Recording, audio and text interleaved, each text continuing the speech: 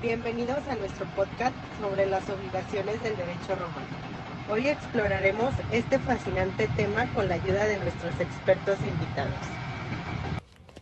Hola, ¿qué tal? Mi nombre es Adrián Yael. Me tocó hablar sobre el concepto de obligación.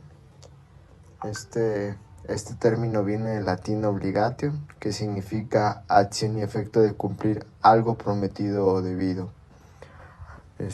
Aparecen dos definiciones de obligaciones. Una de ellas pertenecía al jurista Paulo y otra se hallaba en las instituciones de Justiniano. Paulo definía la sustancia de una obligación como constreñir a otra a darnos, hacernos o prestarnos alguna cosa, y Justiniano por su parte definía a la obligación como necesidad de pagar alguna cosa, según los derechos de nuestra ciudad. La obligación es un vínculo jurídico por el cual quedamos constreñidos a cumplir, necesariamente de acuerdo con el derecho de nuestra ciudad. La obligación está compuesta por el acreedor y deudor. El sujeto activo o acreedor tiene el derecho a constreñir, imponer a otra el sujeto pasivo o deudor al cumplimiento de una determinada prestación, la que puede consistir en un daré, faceré y prestaré, obligados a cumplirlo necesariamente de acuerdo con el derecho de la ciudad.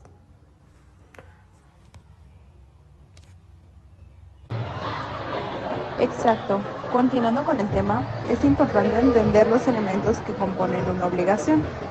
Esto incluye el sujeto activo, que es el acreedor, el cual tiene el derecho a exigir el cumplimiento.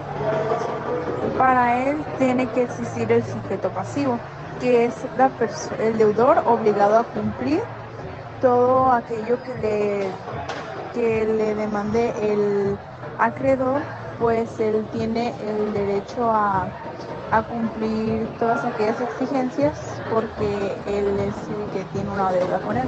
Después tenemos el vínculo jurídico, que es el cual une a ambos y al objeto de la obligación, que es la prestación que debe de cumplirse.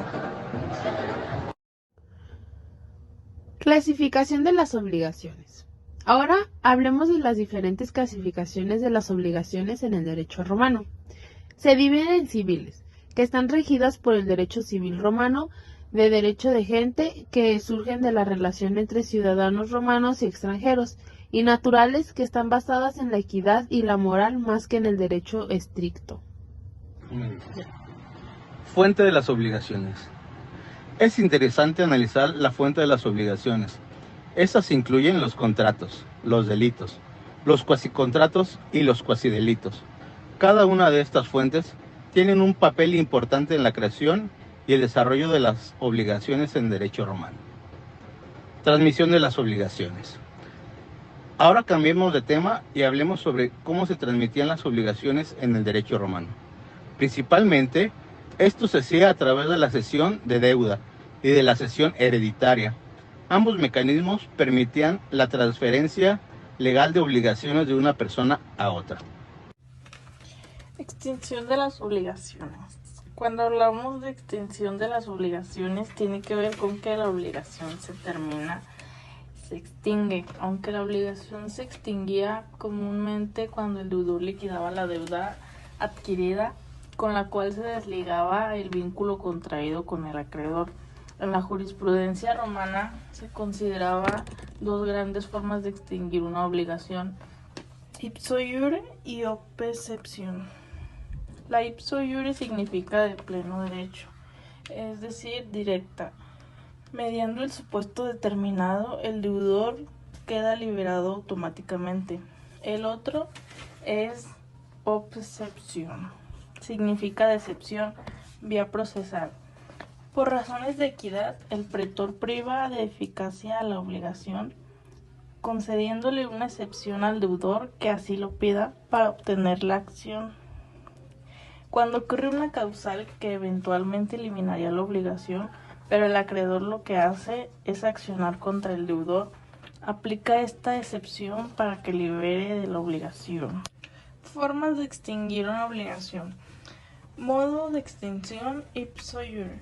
La primera es la soluti peres libram y nos dice que se solemnizaba el acto de pagar una suma de dinero a través del peso de un trozo de bronce.